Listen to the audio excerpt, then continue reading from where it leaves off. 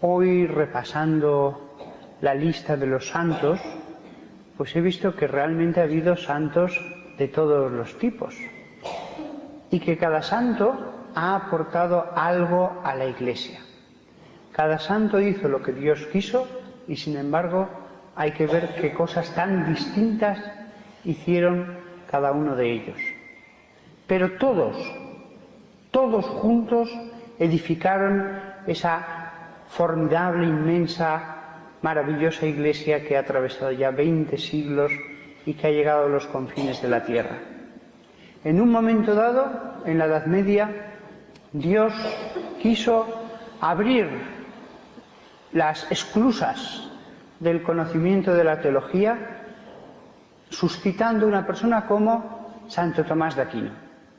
Si la teología hasta entonces había avanzado hasta aquí, a partir de Tomás de Aquino avanzará muchísimo más. Con San Agustín lo mismo. San Agustín es suscitado, un pobre obispo en una ciudad pequeña en el norte de África, una ciudad muy pequeña, y probablemente él no era consciente, probablemente, que aquellas cosas que él iba escribiendo en la pequeña casa que debía ser entonces pues el palacio episcopal del obispo del lugar donde él vivía, Hipona, iba a convertirse en un foco irradiador de teología que iba a atravesar siglos y siglos. Dios suscita a esa persona que tendrá esa misión, aunque a veces el mismo que tenga esa misión pues no va a ser muy consciente de su misión. ¿Lo era él?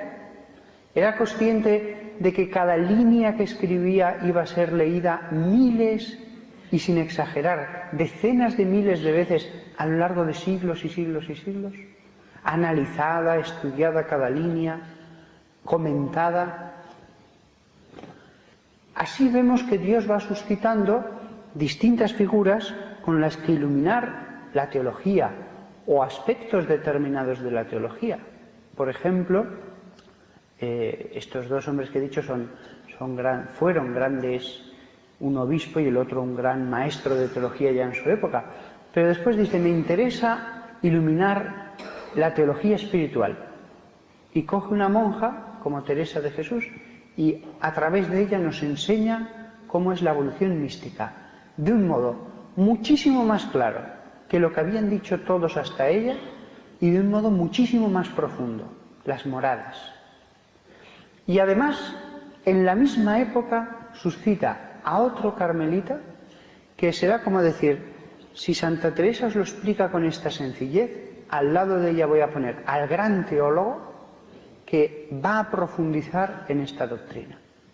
Y varios siglos después dice, y ahora todo lo que os he enseñado sigue siendo cierto, pero voy a enseñaros un camino espiritual diferente que no se os había ocurrido. Y suscita a Santa Teresa de Lisieux. Digo suscita porque Santa Teresa de Lisieux lo único que hizo en la oración fue, Señor, enséñame. Y de esas enseñanzas de Dios sale la obra de Teresa de Lisieux. Esto en el campo de la teología, pero podemos ver en cualquier otro campo. En un momento dado hace que aparezca un San Francisco de Asís, en otro necesita predicadores la Iglesia, inspira a Santo Domingo a que funde aquello, y así podríamos ir recorriendo todo. Incluso en algunos momentos con santos muy curiosos. Él se da cuenta en el siglo, en un momento de la Edad Media, que Francia, conquistada por los ingleses, iba a suponer siglos y siglos de guerras en el centro del continente europeo, y entonces dice Dios, no.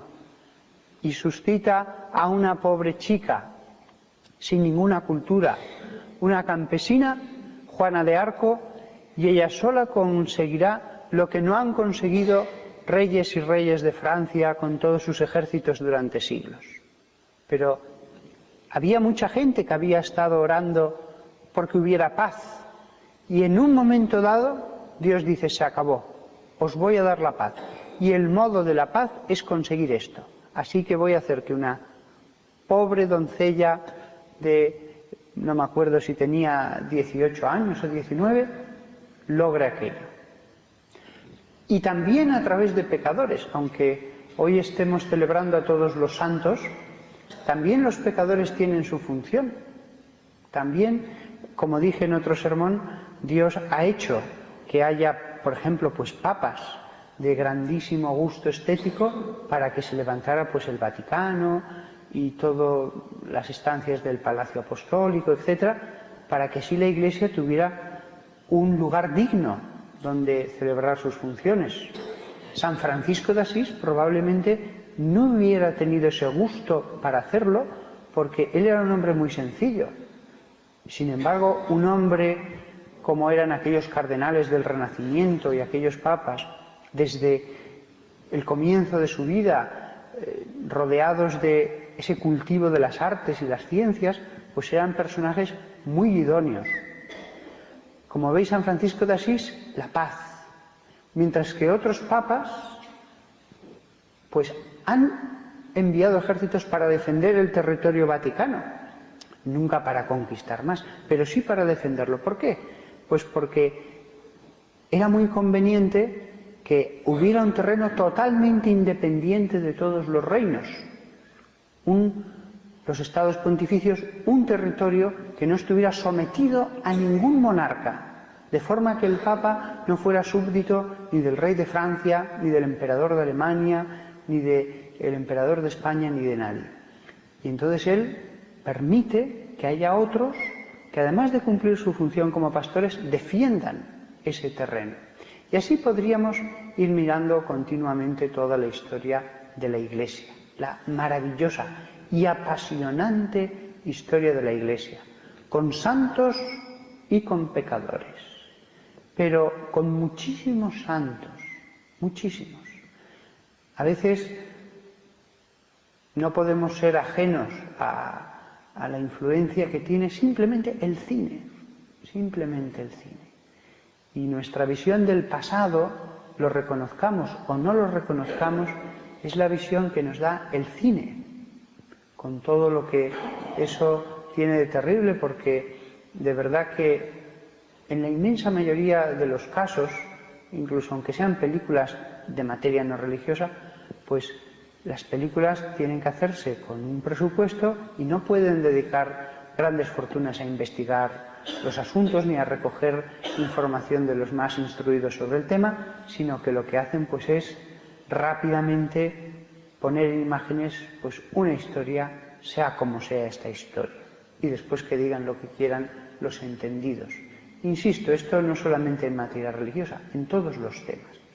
Y por eso siempre debemos desconfiar de nuestras propias ideas, porque cuando uno ha visto una película, por más que uno diga, no, esto no es así, pero con el tiempo uno dice inconscientemente, yo lo he visto. Y es verdad, uno lo ha visto con sus ojos, que tal clérigo, que tal personaje de la Iglesia ha hecho eso. Uno lo ha visto. Y aunque en el momento uno trate de hacerse consciente de que aquel hombre es un actor y que no es ese personaje, sin embargo, con el tiempo, sin querer, eso va calando y haciendo que sea muy difícil el distinguir entre lo que realmente uno sabe y lo que simplemente ha visto a través de las películas. En la visión que tenemos de la Iglesia esto es muy cierto, y eso hace que los santos, a pesar de haber brillado con ese brillo y a pesar de haber hecho tantísimo bien, sin embargo sean ofuscados simplemente por el modo con que se haga pues la documentación de una película rápidamente. Que todos nosotros de verdad honremos a todos los santos y tengamos una plena confianza en esta Iglesia de santos en la que también hay pecadores, pero que ante todo es un lugar donde debe reinar la santidad y donde ha reinado tantísima santidad y tan heroica.